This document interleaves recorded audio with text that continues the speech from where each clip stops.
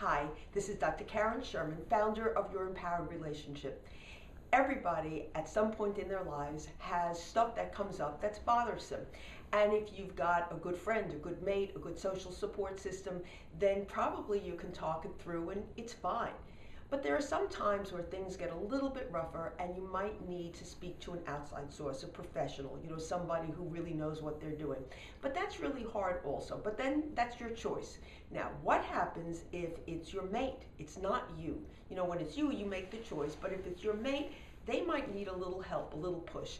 Well, I have 5 tips that I'd like to give you if you find yourself in that circumstance, because here's what happens when you are the mate of somebody who's going through some difficulties. And let me give you a concrete example of what I mean. Let's say that your mate has been under tremendous stress at work.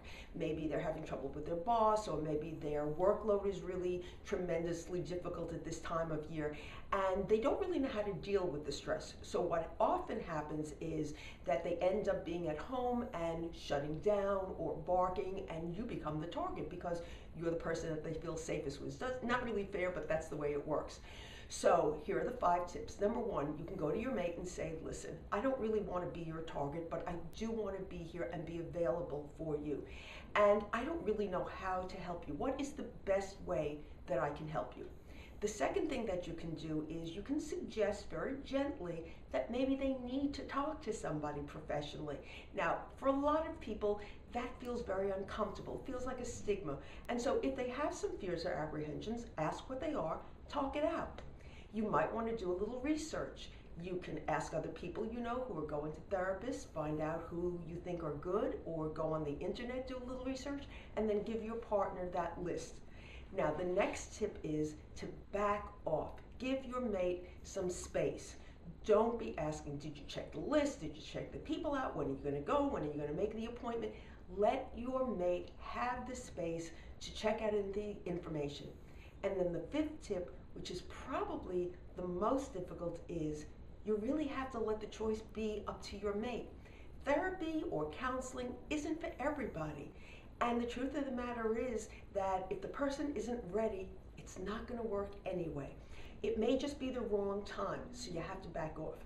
Now, the same tips that I'm giving you for an individual person also applies to couples.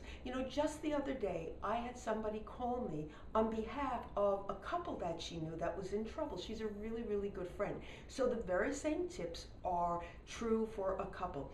The video that I did last week, I spoke to you about tips about how you go about finding a marriage therapist, so you can look at that tip.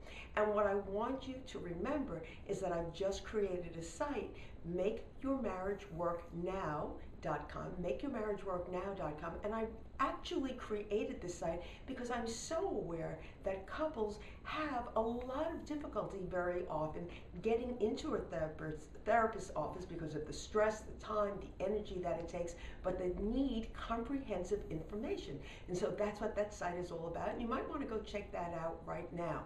Anyway, in the meantime, what I want you to remember is that if you want to move out of an emotionally frozen life to an enriched chosen life, then trust yourself. This is Dr. Karen. I'll see you next.